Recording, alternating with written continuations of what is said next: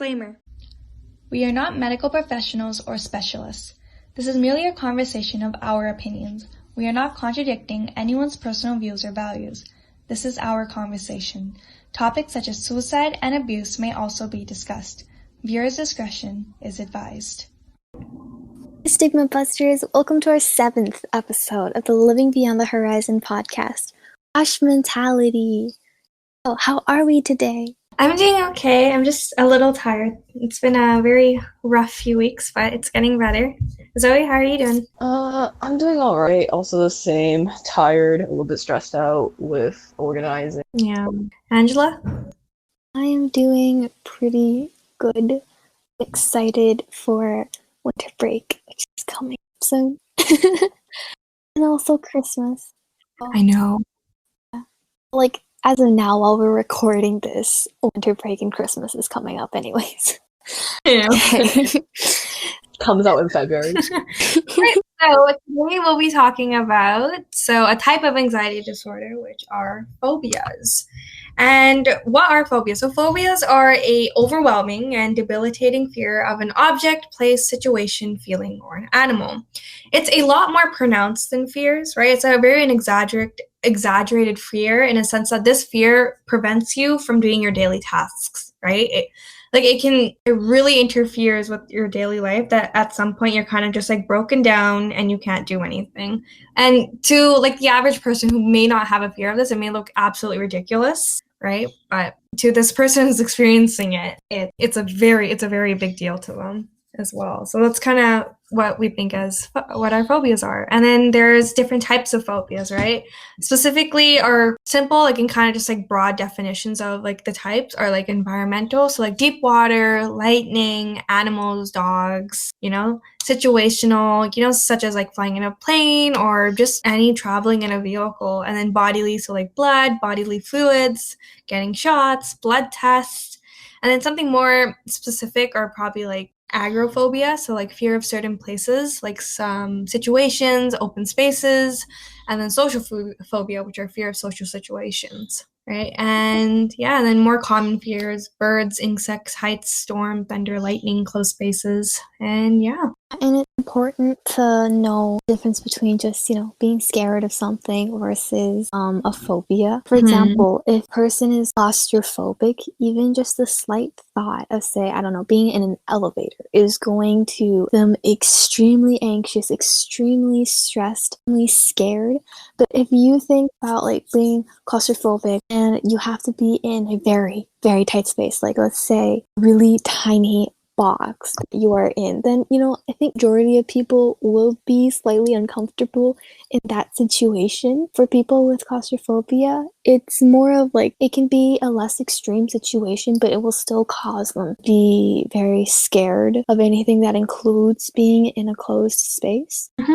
It's common to be scared of things, but phobias is where you are very, very, very scared of things. Yeah. Certain or situation. Right, and it's a type of anxiety disorder, right? So it definitely stops you from living your day-to-day life. And I think one of the things, just to touch on last meeting, we talked about how there's a healthy anxiety, right? And we shouldn't pathologize, which means see it as abnormal. So because this anxiety actually motivates us, right?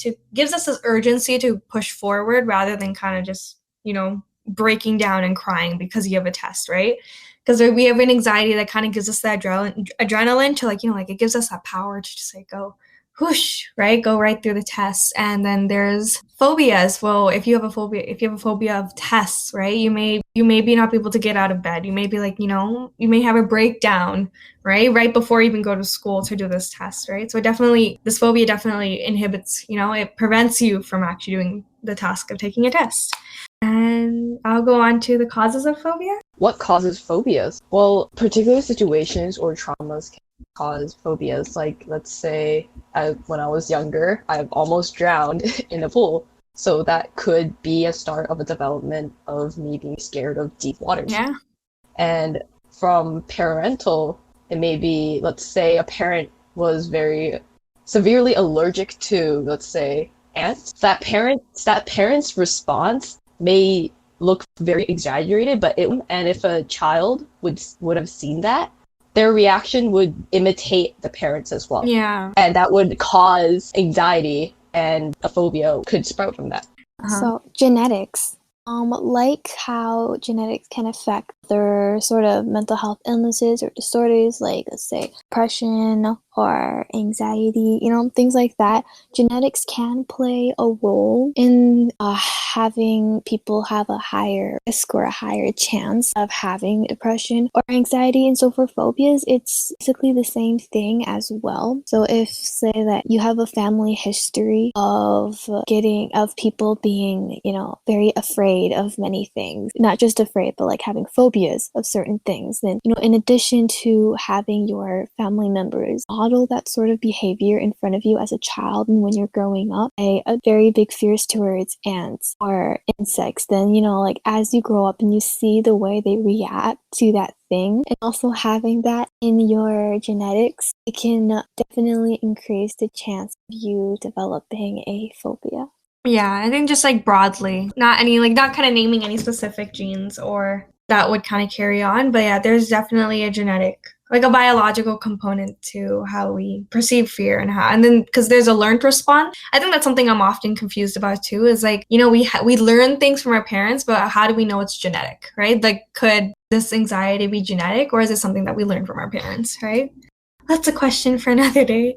And I think, just long-term stress as well. I feel that people who are probably under more stress at longer periods of times could also develop these phobias through this time. And just responses to panic and fear. I think like similar to Zoe's story, just for me, I was reiterate this story, but I think around 3 years ago, I had to get an immunization to go to India, and we had to get typhoid and all those shots, and I fainted after a shot. And after that, I was terrified of shots, and my fear only heightened after getting the first time getting a blood test. Well, shots one thing, but getting blood drawn from you for the first time is another. So I remember having a full-blown panic and anxiety attack right before. I was sitting on the chair, and the nurses were like, "Should we get someone to hold her down?" So that was fun. And then getting an anxiety attack, and I think that was one of those situations. It felt like when you think of exposure therapy and just pushing that person through it. Was it scary? Yeah. And I think the second time the anxiety curve for me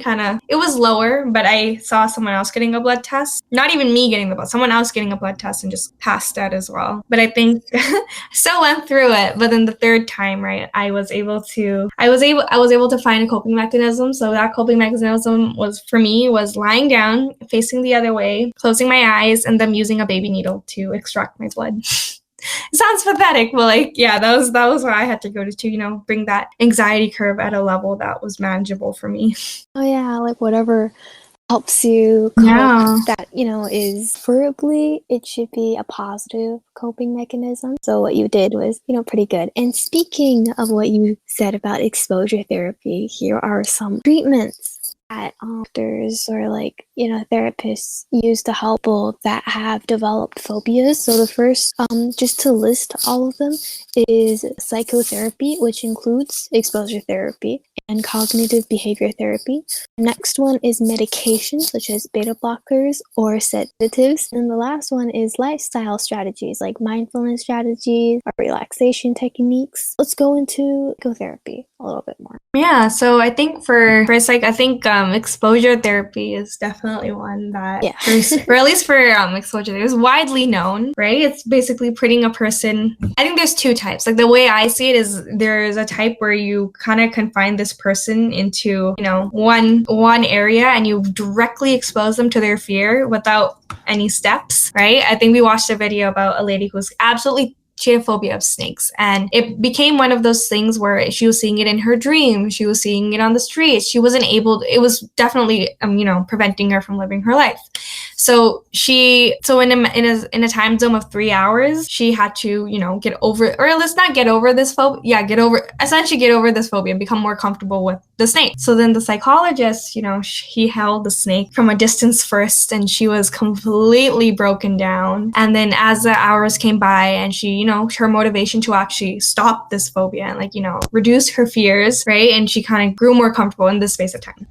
What do you guys think? Is exposure therapy too cruel, or do you find it effective? Remember, healthy anxiety gives you this boost of adrenaline that gives you this urgency to work on a task or start a conversation. Anxiety disorders such as phobias prevent you from going about your daily tasks, even the really mundane ones. Everyone's fears, experiences, and thoughts are valid no matter how different their situation is from yours. Be respectful and understanding to everyone's situations.